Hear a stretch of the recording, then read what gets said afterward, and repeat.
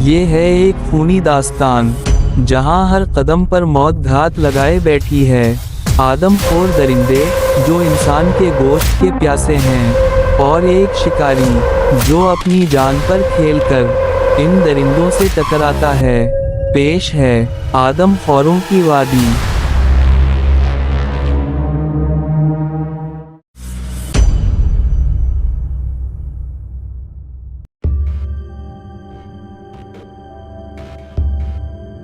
پھر ایک شیرنی بالکل میرے قریب آ کر کھڑی ہو گئی۔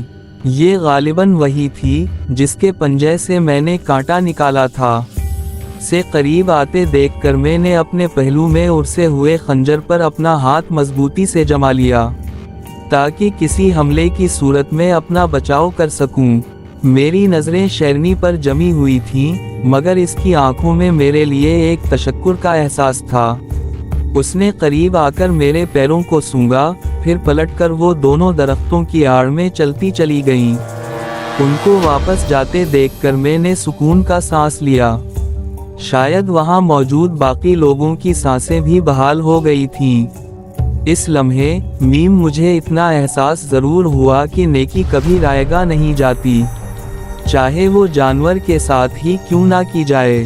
اب ہمیں جلد از جلد اس خونی جنگل سے نکلنا تھا، اس سے پہلے کہ کسی اور مخلوق یا کسی خونی درندے سے سامنا ہو۔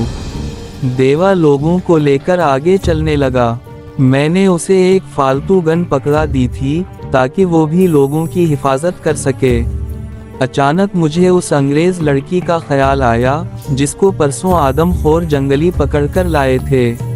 میں نے جیک سے اس کے بارے میں پوچھا کیونکہ مجھے قیدیوں میں وہ دکھائی نہیں دی تھی۔ جیک نے بتایا کہ اس لڑکی کو تو وہ اسی دن کھا گئے تھے، البتہ اس کا سامان ضرور یہاں موجود ہوگا۔ میں نے جیک سے کہا کہ ان کے جھونپڑوں میں چلو، وہاں ہمیں بہت کچھ ملے گا۔ اس کے بعد ہم نے جھونپڑوں کی اچھی طرح سے تلاشی لی۔ ہمیں وہاں سے بہت سے زیورات اور قیمتی چیزیں ملی، جن میں اس لڑکی کا کیمرہ بھی تھا۔ جیک ان شیرنیوں کے انسان دوست کے بارے میں جاننے کے لیے بے تاب تھا۔ اس کے پوچھنے پر میں نے شیرنی کے پیر سے کانٹا نکالنے والی تمام روداد اسے سنا دی۔ ساری بات سن کر اس نے مسکرا کر میرا کندھا تھپ تھپایا اور بولا، ہم تمہیں ایسے ہی بجوات کا ٹائیگر نہیں کہتے۔ شیرنیاں شیر کی مدد کے لیے آ ہی گئیں۔ جب ہم جھونپڑوں سے نکل کر واپس آئے تو دیوا لوگوں کو لے کر ندی کے کنارے پہنچ چکا تھا، جہاں ایک طرف جنگلیوں کی کشتی درخت سے بندھی کھڑی تھی۔ اس کے ذریعے سب نے مل کر پول پار کیا اور کافی مشکل کے بعد بڑی سڑک پر آ گئے، یہاں تک کہ سورج غروب ہوتے وقت ہم کھنڈاوا پہنچ گئے۔ کھنڈاوا والوں کو جب ساری صورتحال معلوم ہوئی تو انہوں نے مجھے اور جیک کو کندھوں پر اٹھا لیا، کیونکہ ان قیدیوں میں ان کے لوگ بھی شامل تھے جن کی زندگی سے وہ مایوس ہو چکے تھے۔ ہم 2 دن تک وہاں مقیم رہے، پھر رائے صاحب کے پاس آ گئے، ان کو سارے حالات سے آگاہ کیا۔ بعد میں ہم نے اس انگریز لڑکی کے کیمرے سے کھینچی گئی تصویروں کے پرنٹ بھی نکلوا لیے تھے۔ وہ لڑکی کھنڈاوا کے جنگل میں تصویریں کھینچنے گئی تھی اور ان آدم خوروں کے ہتھے چڑھ گئی۔ رائے صاحب ہماری کارگزاری سے بہت خوش اور متاثر ہوئے۔ انہوں نے ہم دونوں کو کافی انعامات سے نوازا، ان کی طرف سے ایک شارٹ گن بھی مجھے دی گئی۔ دسی پور میں ہم چند روز رہے، پھر بریلی آ گئے۔ یہاں 2 خط ہمیں موصول ہوئے، کیونکہ ہم نے سب کو یہاں کا پتہ دیا ہوا تھا، اس لیے خط جس میں اس نے میری خیریت پوچھنے کے بعد اس مگرمچھ کا ذکر کیا تھا جو نریندر کی بے وقوفی کی وجہ سے آدم خور بن چکا تھا اور اب تک بہت سے پالتو جانوروں کے علاوہ کئی لوگوں پر حملہ کر چکا تھا۔ سائیں فضل نے ہمیں جلد وہاں پہنچنے کا کہا تھا، جبکہ دوسرا خط بنگال کی ملٹری فورس کے ہیڈ کوارٹر کی طرف سے میرے اور جیک کے نام تھا۔ یہاں آئے تھے۔ ایک خط سائیں فضل کی طرف سے تھا جس میں 2 آدم خور شیرنیوں کے بارے میں بتایا گیا تھا جنہوں نے سوندر بن کے علاقے میں ادھم مچا رکھا تھا۔ سرکاری اعداد کے مطابق وہ اب تک 35 افراد کو کھا چکی تھیں۔ بہت سے شکاریوں نے انہیں مارنے کی ذمہ داری لی۔ मगर कुछ खुद उनका शिकार हो गए और कुछ ने माजरत करते हुए अपने कदम वापसी की तरफ मोड़ लिए। यहाँ तक कि हुकूमत ने फौज का एक दस्ता वहाँ तैनात कर दिया है। इसके बावजूद शहरनियों के हमलों में कमी नहीं आई, बल्कि 2-3 बार तो इन्होंने वहाँ तैनात फौजियों पर भी पंजा आजमाई की थी, ताहम वो मामूली जख्मी हुए थे। हेडक्वार्टर की जानिब से हमें जल्द वहाँ पहुँचने की हिदायत की गई थी। अब मैं सोच रहा था कि पहले किस तरफ जाऊं। एक तरफ अंग्रेज सरकार की तरफ से हुक्मनामा था, जिसको मानना जरूरी था। दूसरी तरफ अपना इलाका, अपने लोग थे। इन्हें आदमखोर मगरमच्छ से निजात दिलाना मेरे लिए किसी फर्ज से कम नहीं था। काफ़ी सोच विचार के बाद मैंने जैक से कहा कि वो बंगाल चला जाए और मैं बजुआत चला जाता हूँ, चूँकि मगरमच्छ आदमखोर भी हो जाए तो इतना ख़तरनाक नहीं होता जितना आदमखोर शेर ख़तरनाक होता है। इसलिए मगरमच्छ को हलाक करके बंगाल की तरफ आना मेरे लिए आसान था, मगर आदमखोर शहरनियों को पहले मारकर बजुआत की तरफ आना जैक के लिए नामुमकिन था। वो मेरी बात का मकसद समझ गया और उसने अकेले ही बंगाल जाने की हामी भर ली। यूं मैं दिल्ली आ गया, फिर दिल्ली से लाहौर और लाहौर से सियालकोट आ गया। सियालकोट में एक छोटा सा गांव गुजरांवाला था।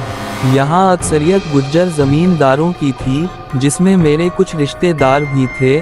मैंने सोचा जाते हुए उनसे मिलता चलूं। शिकारी बनने के बाद मैं पहली बार यहाँ आया था। हालांकि जब छोटा था तो वालिद साहब के साथ अक्सर यहाँ आया करता था। रिश्तेदारों ने जब मुझे शिकारी के मखसूस लिबास और बंदूक पकड़े देखा तो खूब आवभगत की। रात को सारे मर्द एक जगह बैठ गए। कुछ लोगों ने बंदूक देखने और हाथ में पकड़ने की फरमाइश की थी, क्योंकि ये सीधे सादे लोग बंदूक के बारे में कुछ खास नहीं जानते थे। इन्होंने सिर्फ सुन रखा था कि ये गोरे सिपाहियों के पास होती हैं। कुछ नौजवान बंदूक पर हाथ फेर फेर कर देख रहे थे, तो कुछ ने शिकारी किस्से सुनने की फरमाइश की थी। तब मेरे साथ जो वाक़यात पेश आए थे, मैं इन्हें सुनाने लगा। वो सब बड़ी दिलचस्पी से सुन रहे थे। चूँकि ये इलाका मैदानी था, सो जंगल का तस्वुर भी उनके लिए बड़ा अहम था। इन सब में एक नौजवान भी बैठा हुआ था, जिसका नाम मुझे अब भूल गया है। वो बोला, यहाँ से शुमाल की जानिब में 1 एकड़ के फासले पर एक बहुत बड़ा तालाब है, जो तकरीबन 3 एकड़ पर मुहित होगा। किसी को कुछ पता नहीं कि वो तालाब कितना पुराना है। हम अपने मवेशियों को जब चराने के लिए ले जाते हैं, तो इस तालाब में वो पानी पीने जाती हैं।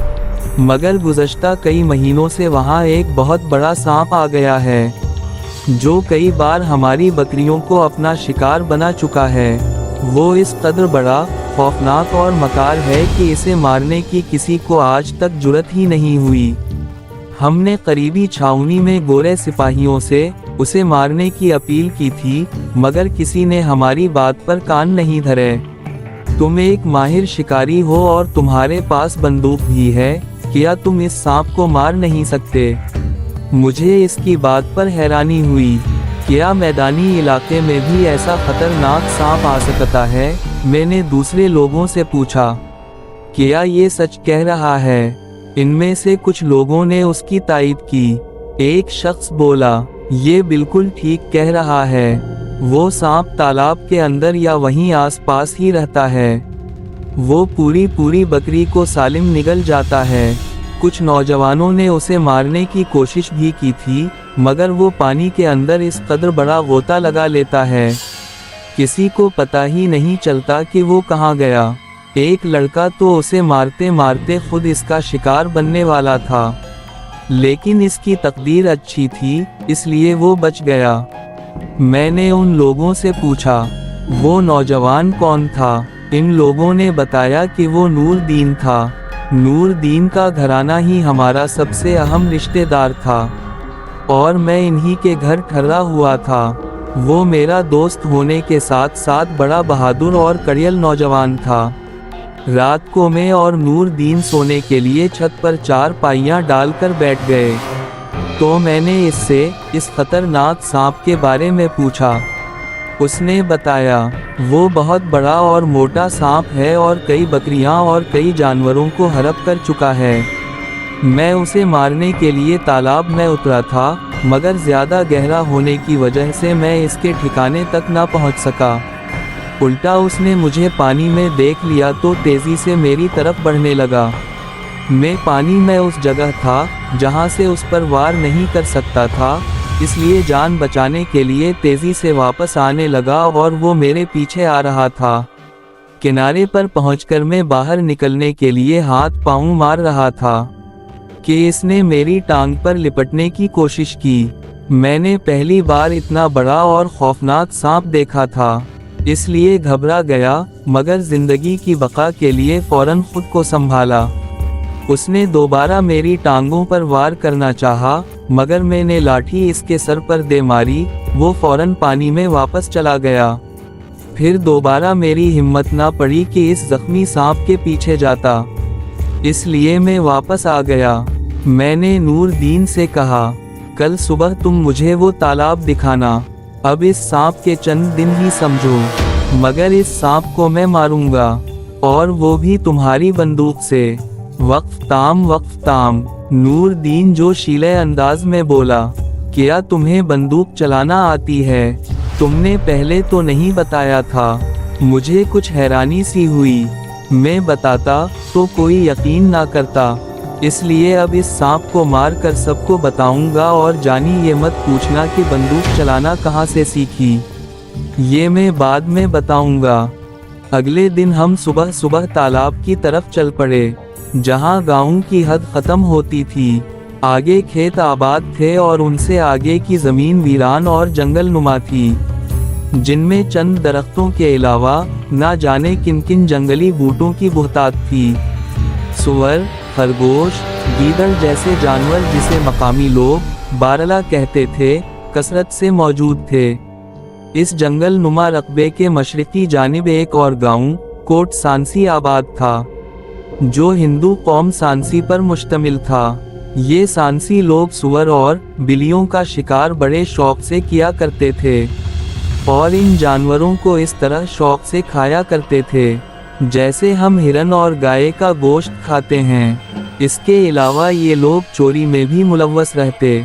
हम जब वहाँ करीब पहुँचे तो हमें एक तरफ से चंद लोगों का शोर सुनाई दिया। हमने उस तरफ देखा तो सांसी कबीले के चंद अफराद हाथों में बरछियाँ और लाठियाँ उठाए एक सुअर के पीछे भाग रहे थे। शायद इसके शिकार के दर पे थे। वो सुअर हमारी ही तरफ भागा चला आ रहा था। मैंने नूरदीन को बंदूक पकड़ाते हुए कहा, ये लो और अभी मुझे अपना निशाना दिखाओ। उसने मुस्कुरा कर भागते हुए सुअर पर निशाना बांधा और गोली चला दी। गोली इसके ऐन सर पर लगी और उसकी खोपड़ी के परखचे उड़ गए। मैंने नूरदीन को दाद दी और इसकी पुश्त थपथपाने लगा। दूसरी तरफ सांसियों के कदम वहीं रुक गए और वो हैरानी से हमें देखने लगे।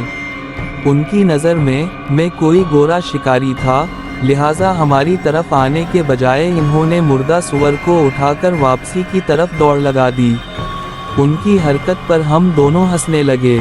फिर हम तालाब पर आ गए। ये तालाब करीबन 2 एकड़ था। इसका पानी ठंडा था। इसके 3 किनारे बिल्कुल साफ थे, मगर चौथा किनारा जो बिल्कुल सामने था, इस पर आग के पौधों की बहुतायत थी। नूरदीन ने बताया कि वो सांप उस तरफ रहता है। मैं उसे लेकर इस तरफ आ गया। मेरा अंदाज़ा था कि वो सांप पौधों में रहता होगा, लिहाजा मैंने नूरदीन की लाठी पकड़ी और उसे अपनी बंदूक पकड़ाकर हिदायत की कि सांप जैसे ही नज़र आए फौरन इस पर गोली चला दे। फिर हम दोनों उसको तलाश करने लगे। हमें एक जगह कुछ हड्डियां नज़र आई। ये शायद उन जानवरों की हड्डियां थीं जिन्हें उस सांप ने अपना शिकार बनाया था। सांप बड़ा शिकार करने के बाद उसे उगल भी देता है, जो बाद में कीड़े मकोड़े खा जाते हैं। काफ़ी तलाश के बाद भी हमें सांप का कोई सुराग ना मिल सका। नूरदीन ने कहा कि हमें तालाब के अंदर जाकर उसको तलाश करना चाहिए।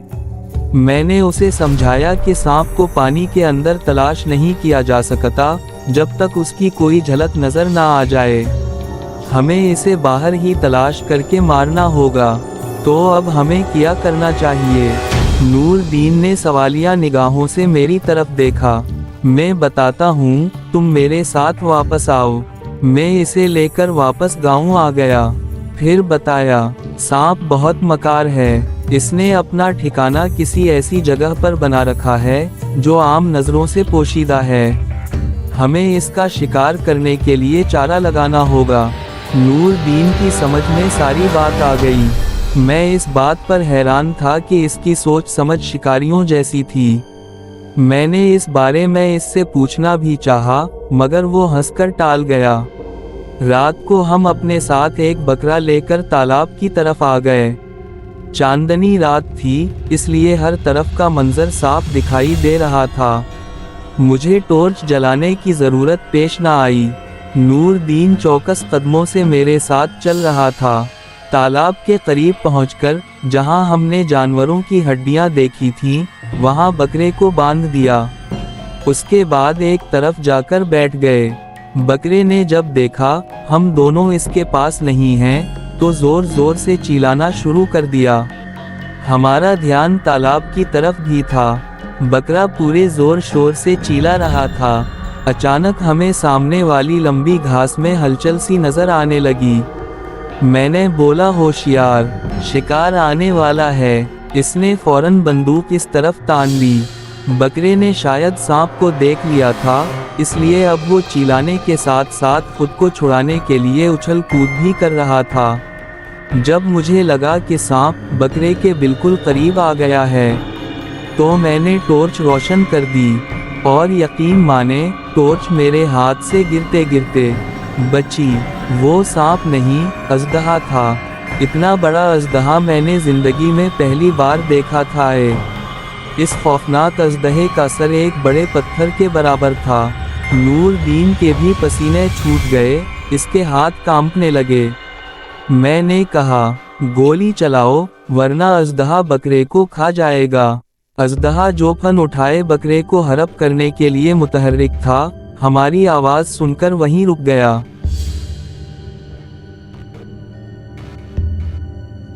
یہ کہانی آپ کو کیسے لگی؟